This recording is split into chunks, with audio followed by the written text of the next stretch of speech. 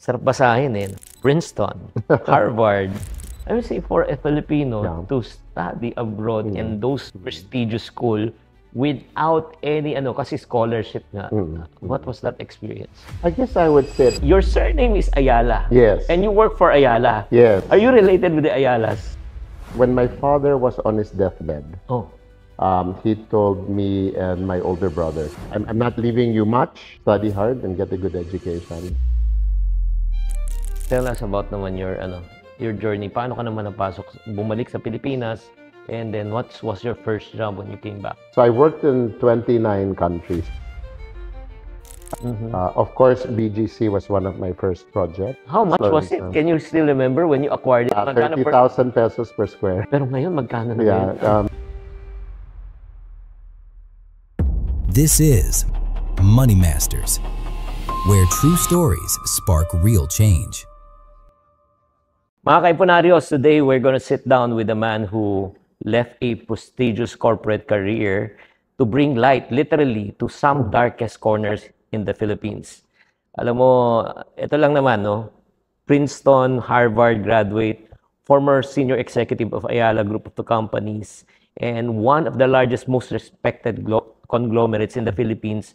Kasama lang naman siya sa Ayala Corporation. He also became the CEO of Ayala Land and also part of McKinsey & Company. He was one of the, actually, person who's responsible in shaping up Bonifacio Global City kung nag-uumpisa pa. So, without further ado, let us welcome Mr. Jim Ayala. Hi, Kuya Hi, Jim. Chinky. Thank you for having me on the show. Thank you very much. So, Kuya Jim, talagang actually, yun nga, your surname is Ayala. Yes. And you work for Ayala. Yes. Are you related with the Ayalas? It was very confusing because my chairman was Jaime Zobel de Ayala, and his father, our chairman emeritus, was also Jaime Zobel de Ayala. Ako naman Jaime Ayala. Pero sila Zobel de Ayala. Ako Ayala hindi Zobel. Okay? So I'm not Castilla, di ba? So more on Asian. So, Not really, no relationship. Grabe, no? Pero so ironic, di ba? Yes, I'm sure during the time when you were working with him, akala kamag-anak ka. Yes, it was quite confusing. Yeah. So, can you tell us, say you have achieved so much, pero bring us back when you were growing up. Yes. Okay. So I, was born here. I mean, grew up here in the Philippines. My father was an honest civil servant, which means we didn't really have that much, kasi honest. But we were, I would say, middle class. And my mom was a housewife, and there were 5 of us.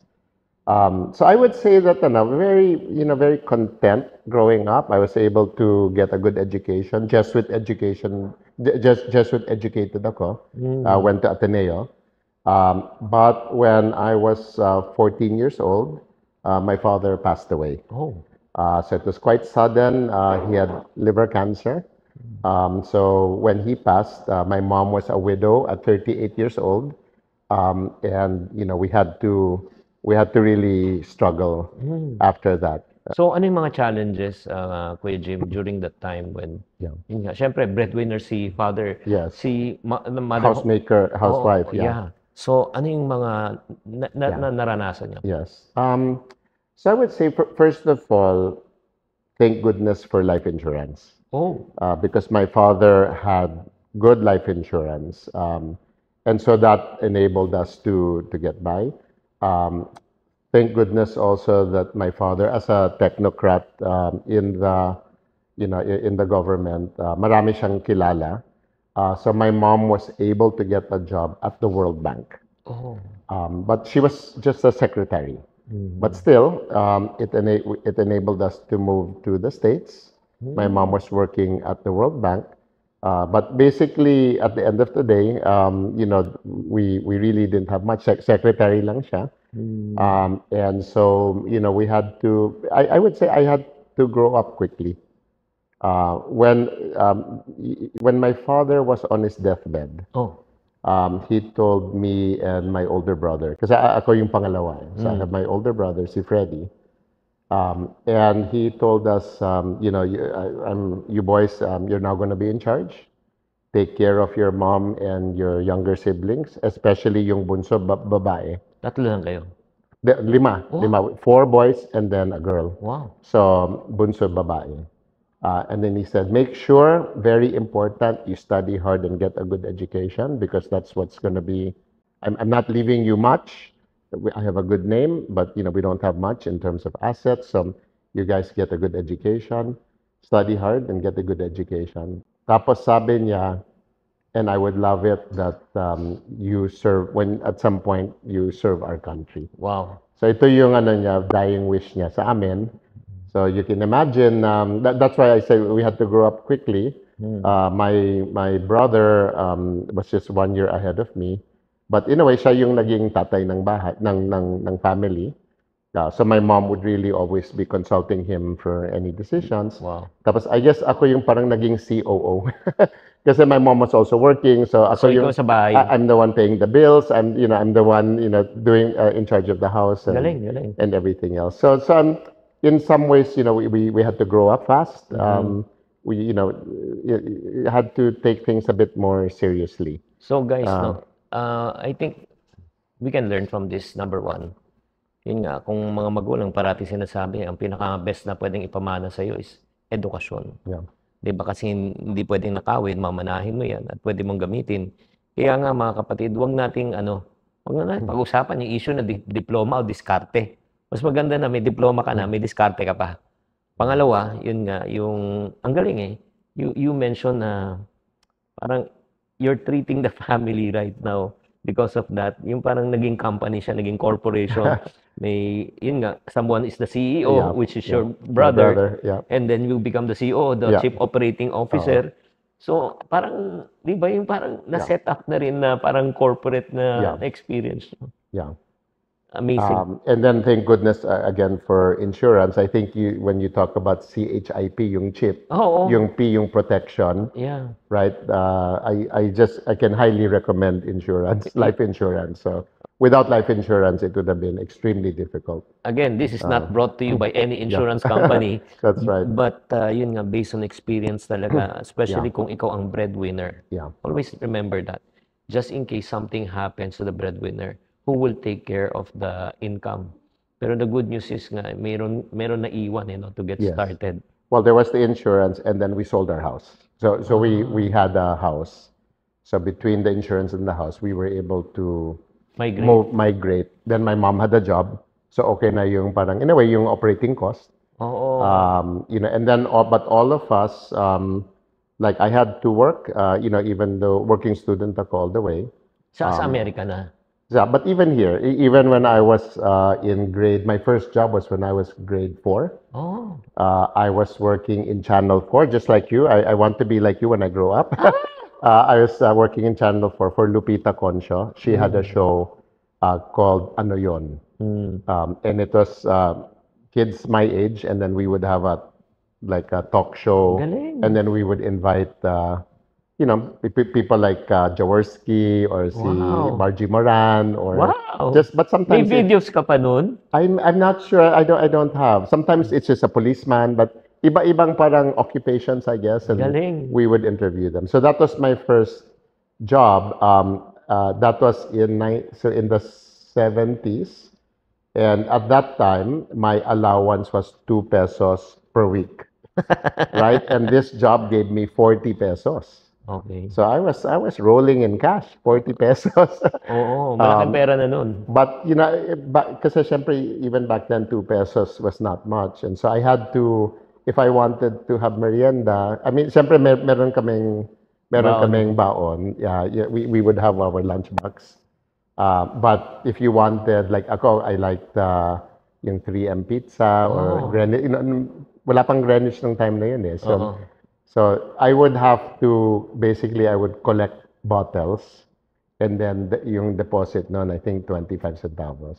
Oo. So from there, if I got 3 of those bottles, meron na akong slice of pizza. So in other words, naging medyo entrepreneurial ka na nung bata ka. Well, we didn't, at the end, we didn't really have that much. We had enough. We were very content, we never went without, but, eksakto lang, So like many people, and but that's why when my father passed away, then talagang we had to grow up quickly. Kaya guys, let me encourage you, no? Kung ikaw may pinagdadaanan ka, kapos ka sa buhay, Yeah. instead of making excuses, let's find ways, di ba? Yeah. Alam mo, it's never about the lack of resources, it's the lack of resourcefulness. Mm-mm. So, And I'll just say that when we were in the States, my father said, get a good education. So, by the grace of God, I was able, like you mentioned, I was able to go to good schools. And my mom didn't pay anything.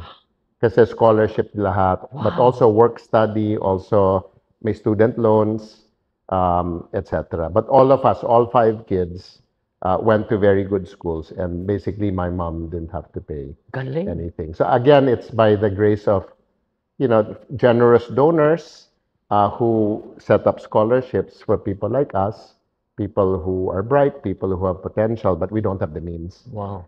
So I'm also, that's why I think it also has impacted me Okay. to pay it forward. So diba? right now, you're also supporting mga...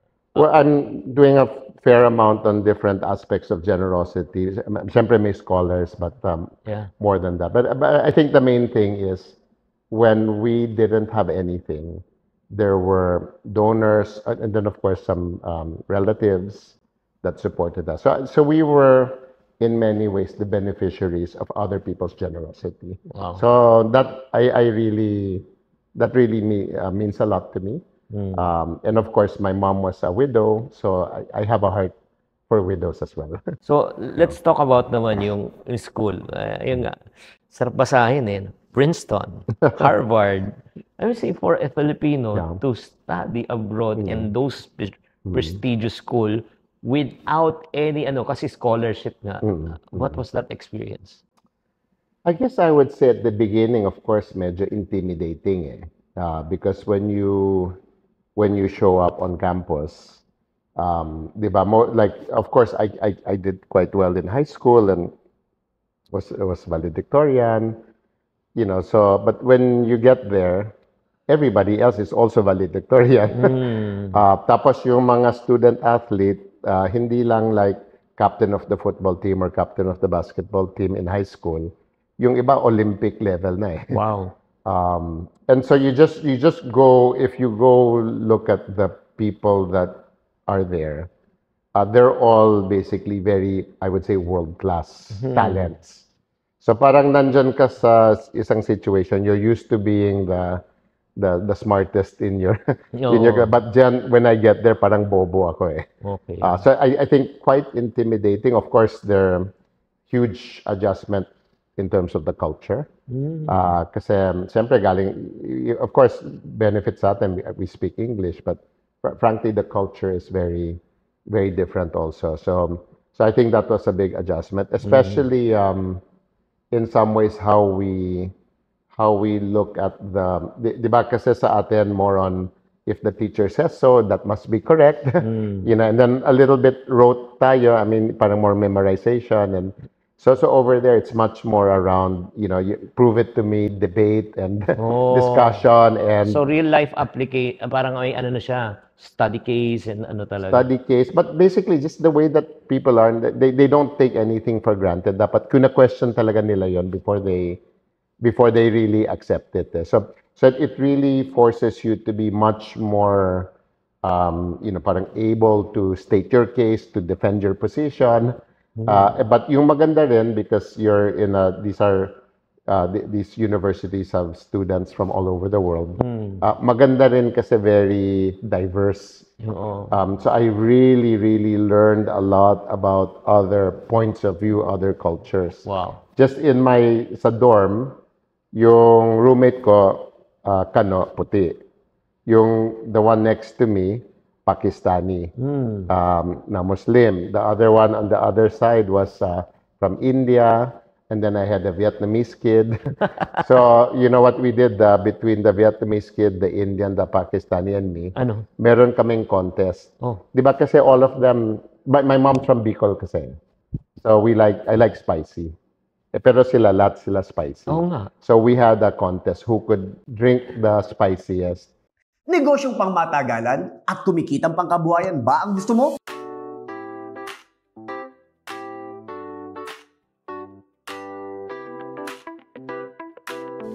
Mag-franchise na sa Rigasco. So yung contest, isang Tabasco, inumin natin. Oh, hulaan Talo ko ako, talo. Hulaan ko si Ronaldo. Yung Oo, Pakistani. exactly. Si Pakistan. But anyway, so it was a very huge, I would say at the beginning, medyo intimidating. After a while, I felt that, I could succeed naman. And I would say I learned so much, partly just kasi very diverse yung group, but also at the same time, just learning how to learn, learning how to think critically, learning how to take advantage of maraming resources kasi. So, Yeah. there were so many avenues of exploration Yeah. that I could take. And of course, we had, yung mga teacher namin, mga Nobel Prize winner, ganon. So, Wow. so it was but of course, as a Pinoy, you're very afraid to talk to your professor. I mean, Pinoy tayo eh. Hindi, hindi yan, I don't know kung na-experience mo to, kung nangyari din sa'yo. When teacher asks any question, tayong mga Pinoy, tahimik lang tayo. tahimik lang. Ganun din ba? Yeah, and then also, di ba, like, kasi they say naman, you can come for office hours if you want to come, but parang sa atin, you only come kung may problem eh. Yeah. But my other classmates, they would just go just to talk to them, to learn. So that's my one regret. I wasn't as proactive as I could have been to get to know my professors and just learn from, because you can go to office hours not just because you have a problem. You can go there just to talk about To ask something questions. that you're interested in. Yeah. Sayang. That's my one regret. So before all the titles and achievement, ano ba talagang gusto mo nung bata ka? Well, I was quite I would say I was very interested in technology growing up, especially parang engineering and at that time wala pa naman computers. Okay. But more on electrical engineering and so by the time I was entering college, meron ng computers but still on the flash card, yung cards, yung mismong parang punch cards. That's how you would program the computer. Okay. So one punch card is one instruction. So I was quite interested in engineering technology. In fact, we used to go to my Lola and Lola's house every Sunday. They lived in Ermita. And when I would come, because I was very curious about everything. So when I would come, they would hide all of the clocks. Bakit? You remember those clocks na yung parang you wind it Yes, up, yes. di ba? And then sa loob may spring. Yes. So what I would do is I'd open it, di ba? And then of course, the spring would go poing like and then hindi mo maibalik. Oo. So I would try to put it back pero hindi na gumagana eh. So at some point they were like, they used to call me Cyrano de Bergerac kasi sinisira ko lahat eh. So I was always very curious. I was very good, parang mechanical, and that's what I was interested in. But when I went to college, partly from my dad's advice, because he was an economist, and of course, yung sa akin, since the 1960s, when the Philippines was number 2 in Asia after Japan, every year we would go down, down, down, down. So halos by the time I graduated, parang nasa baba na tayo eh. So I really, I just felt, parang Filipinos can do better than this. I wanted, my goal was really, my calling is really about economic development. Okay. So I studied economics, especially development economics. But medyo yung hobby ko or my interest is more on technology. So nag-minor ako sa engineering, electrical engineering. Tell us about naman your journey. Paano ka naman bumalik sa Pilipinas? And then what was your first job when you came back? Yes. So I guess if I look at my life, I can divide it into 4 quarters. Okay. Okay. Assuming that we live to 80, or at least I'm productive until 80, which is already longer than the average. I think male is parang 71 yata in the Philippines. So assuming I can live till 80, then if you divide by 4, that's 20, 20, 20, 20, right? So 0 to 20, of course, I'm a student. So we grew up here, but then was in the States. And then in my 20 to 40, that's when I basically joined the workforce. And my pathway, I would say, is more on parang corporate executive. So I started in the US with McKinsey. So McKinsey is a management consulting firm. It's one of the top management consulting firms in the world. Our clients would be the chairman or the board of the largest companies in the world. And essentially, we would get tapped to help them with their hardest strategy problems or organizational problems. So yan yung parang it's a consultant to the top management. So I worked in 29 countries. Wow. And then when I was starting off in the States, because I started with them in Texas, I met my wife, the person who's now my wife. Okay. So she was Pinay din, similar to me, went to the States when she was older. And then I met her in Texas. So when I met her, I already declared I'm gonna go back home. Kasi they were happy to leave the Philippines kasi may nangyari. So they were happy to leave. They were never coming back. So sabi ko, when we met, basta I'm gonna go home. So you need to understand that if you're gonna stick with me, I'm gonna go home. So we were dating. After I got her to marry me, we went back to Asia na. So that was still in my second quarter. We went to Hong Kong muna. Anong taon yun? That was 1989, Tiananmen Square. Yeah. So from there, I was part of the leadership team. I was a partner already Of? of McKinsey. Okay. And then we were starting to open the offices in China, in India, and Southeast Asia. So I helped open 11 offices, Wow. including the Manila office. So, it's very rare, no, guys, na ang isang Filipino to be entrusted to lead. Di ba? I think you are one of the few na, I was the first Filipino partner. wow, Yeah. galing. So that was and my practice was energy. I was in charge of the energy practice for Asia. So, how many people are you leading during that time?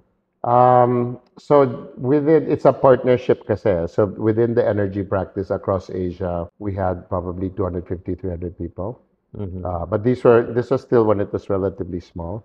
In the Philippines, because I was also office manager, bagong-bago, so we were about 20 people. And then, so these were all new offices and serving the largest companies in these countries. So, paano ka naman nag-transition to Ayala? Yeah. So what the problem working at a place like McKinsey, especially as you get more senior, your clients are all over. And of course, unfortunately, the big clients are not in Manila. They're outside kasi the bigger companies are outside. So biyahe ako ng biyahe. And at that time, we started having kids. And so it's just not, to me, it wasn't right that I'm traveling so much and I'm leaving my small kids at home. And so my wife and I decided that it's time to parang set down our roots back in the Philippines. I want my kids to grow up to be Filipino. Kailan yun? Anong taon? This was 2003. Oh, 2000. Right, 2003. And then that's when, of course, Ayala had been trying to recruit me Oh, for a while. And paano ka then, nabalitaan?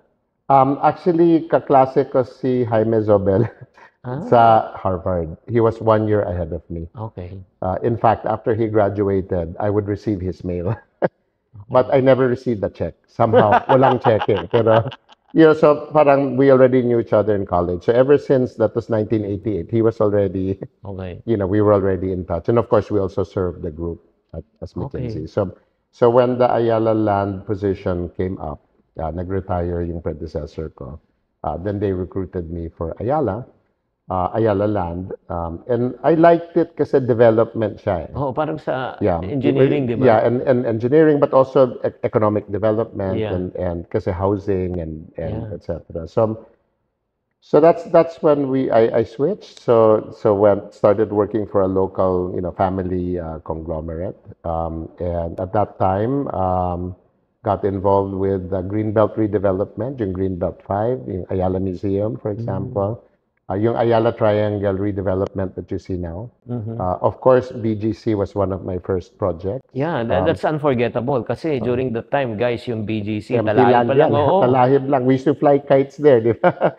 Talahib lang yun. So now you can see it. So that one we made the acquisition, and then we planned it from scratch, and then How much slowly, was it? slowly. Can you still remember when you acquired it? Magkano 30,000 pesos per square. 30,000 pesos per square meter. Imagine mo, land talaga. Lupa na yun, hindi yan Condo. Oo. Pero ngayon, magkano na Yeah, ngayon? medyo malaki na.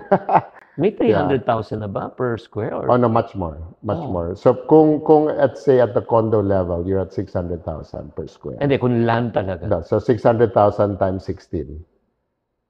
Right? Ay, Per square meter yan. Kasi di ba kung 600 per square sa isang floor, yeah.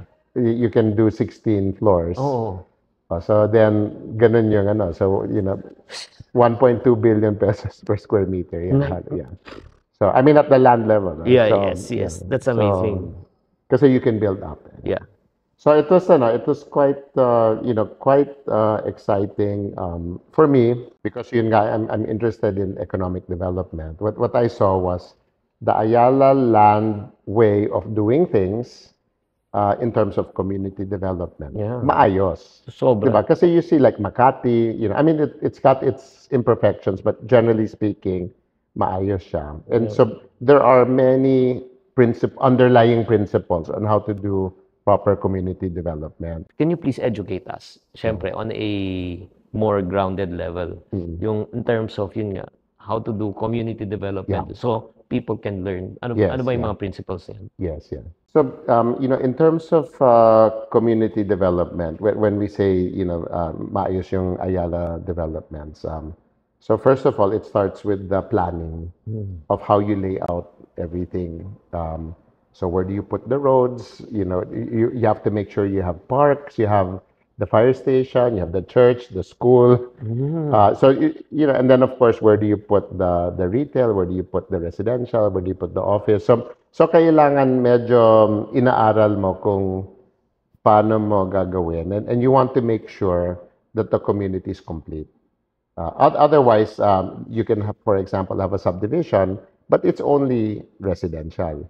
But if you're talking about city center, CBD, kailangan nandyan lahat. Hospital, yeah. School, fire station, church. Supermarket. Yeah, parks. And, so even like when we did BGC, it's our land. It's very expensive land, but we set aside land for the Science Museum. We set aside land for the Performing Arts Theater. We set aside land for the hospital, right? So all of the may church then. So all of these things have to be planned ahead, and those investments need to be incorporated into the pricing. When I sell a piece of land, may share na dyan yung road, yung hospital, etc. Otherwise, hindi ko mababawi yan. Yun. That's the reason why, ito lang, just to give you a perspective, sometimes we tend to question bakit ang taas per square meter na binibenta? Nasa 300,000, 400,000. Sabi ko, ridiculous yun. Yeah. Pero kasi hindi lang kasi yung property ang kinonsider. Yeah. Pati yung mga open spaces. Everything. Yeah. Kaya siya tumaas ng ganun. And then after that, you have to have the property management. Okay. Diba? Kasi kung over time, kung hindi maayos yung maintenance, the roads will get decrepit, yung mga plants will die, and so it's very important that you set aside funds for the ongoing property management. So for example, in Makati, Ayala Avenue, Makati Avenue, Paseo de Roja is still owned private. It's maintained by Ayala. It's not the government maintaining it. So you need funds for this to make sure that it's maayos. So the way that that's set up in a place like BGC or in Makati, all of the commercial lot owners is like one big condo. So everyone pays dues.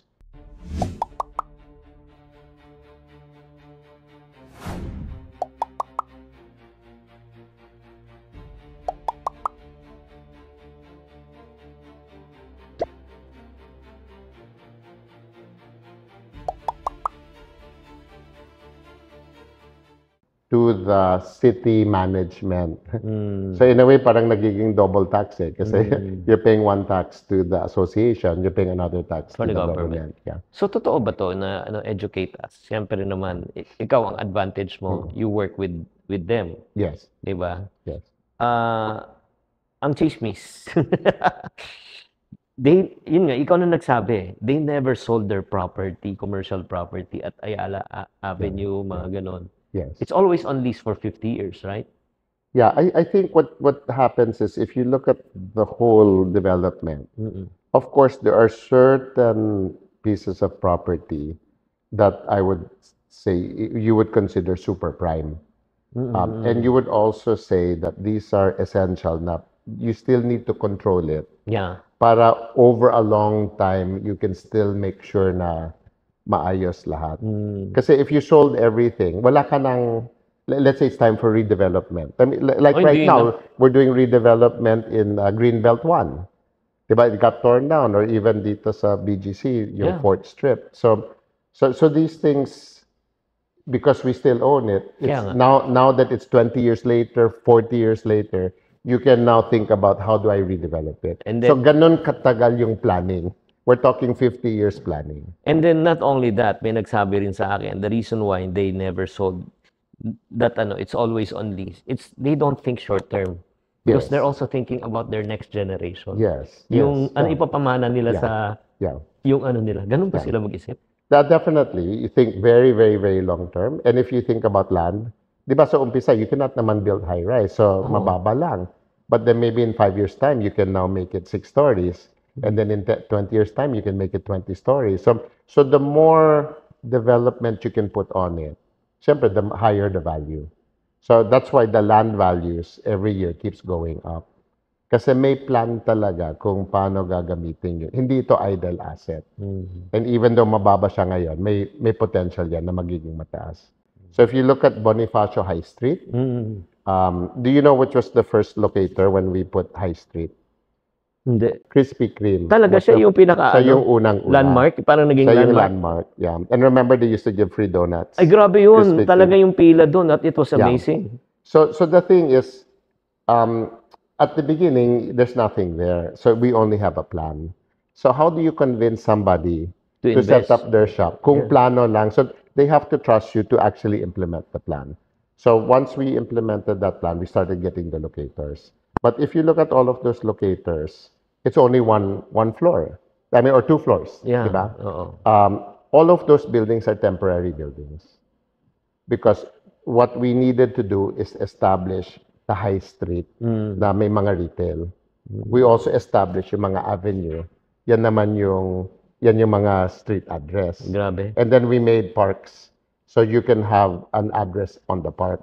So if you think about BGC, we planned it so that you have about 70% prime sites. In the sense that if you're selling it to a locator, or you can be on High Street, you can be on Fifth Avenue, you can be in the park, but they're all prime. Yeah. So now the thing is, if you look at High Street, yung mismong where all the retail is, Yeah. we had to basically delineate it, put in place the all of the stores. But we couldn't invest a lot kasi wala pa masyadong maaga. But all of those after a certain time, those lots will go high rise. Pero sa baba, it will forever be retail. Yeah. So parang in a way, we already envisioned this will be retail and eventually those lots will go up. Yeah. So yan yung, but that's why we have to control those lots.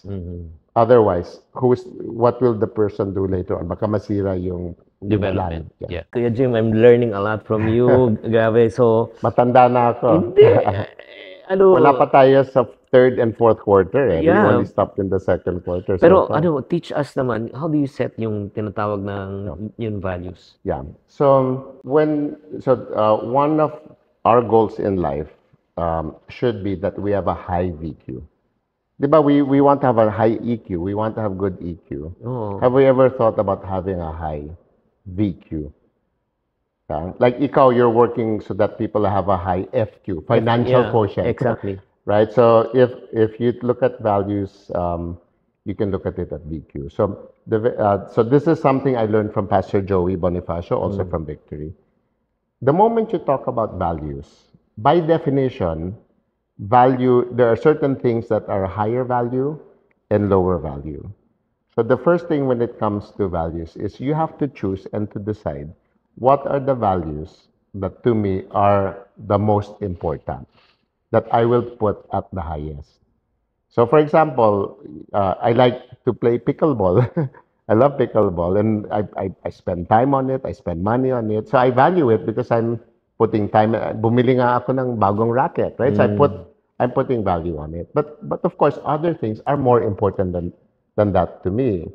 You know, my relationship with my wife, my faith, right? So what are those things that are at the highest value? So the first thing is you have to choose. Ano yung the things that I really value? Okay.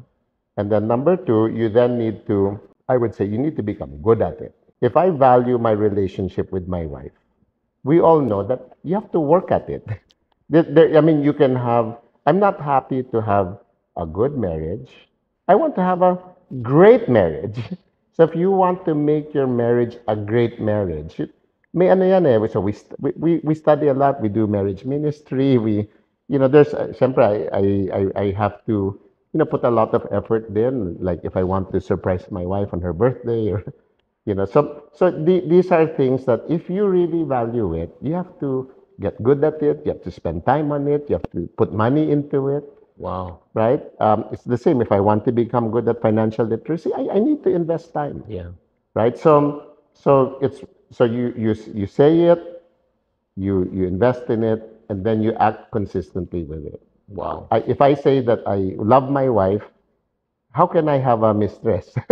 Right? So, but we know lots of people. They say one thing, but then yung sa action, iba naman. So a high VQ is you're very selective about your values. You put time to become good at those, and then what you say is what you do. Wow. Now and then from there, then you try to influence other people Using that value. to come in a way come to your side. Right? So for example, we all know that syempre kung may anak tayo, then it's our responsibility to bring them up in a certain way. Right? If you come to my house, you take off your chinelas or your shoes when you come in. Asian household, eh? When you're finished eating, when you get up, you have to excuse yourself. Right? These are all just our values in the family. Galing. Right? I remember one time I was with my son. It was night. We were in the grocery. So we brought the shopping cart. We unloaded it to the car. Tapos sabi ko sa kanya, balik mo na sa, where you're supposed to Yeah. put it. He said, why? Everybody else Just leave it. just left it. Oo. Sabi ko, well, in our house, that's what we do. Yeah. Diba? So it's a choice. Yeah.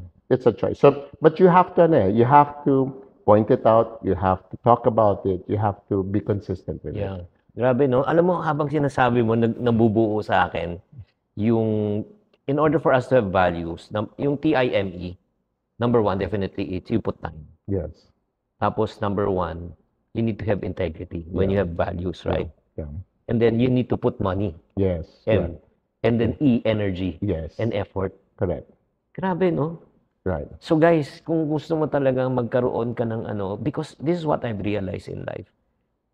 What you value, you protect. Yeah. What you value, you put attention. Correct. Yeah.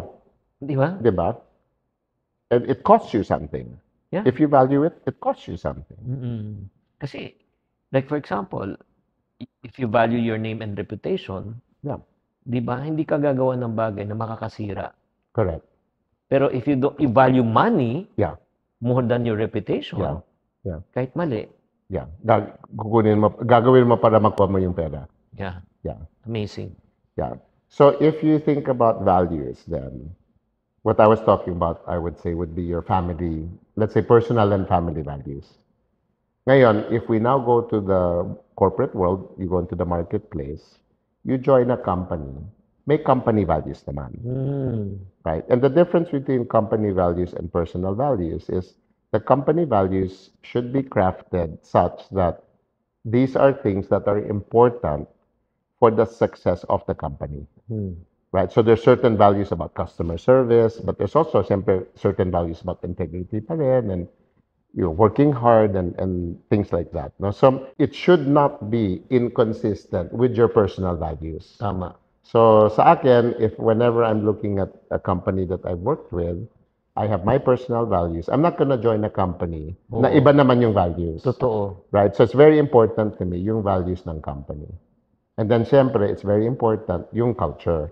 Kasi sometimes yung values nakasulat lang sa wall, Yeah. pero sa actual, iba naman yung ginagawa. Yeah. Right? So, it's not just the stated values. More important, ano ba talaga yung culture? Grabe. Now, from there, because we are in a battle, I don't know how you feel, but I sometimes feel values of society are getting eroded. Yeah.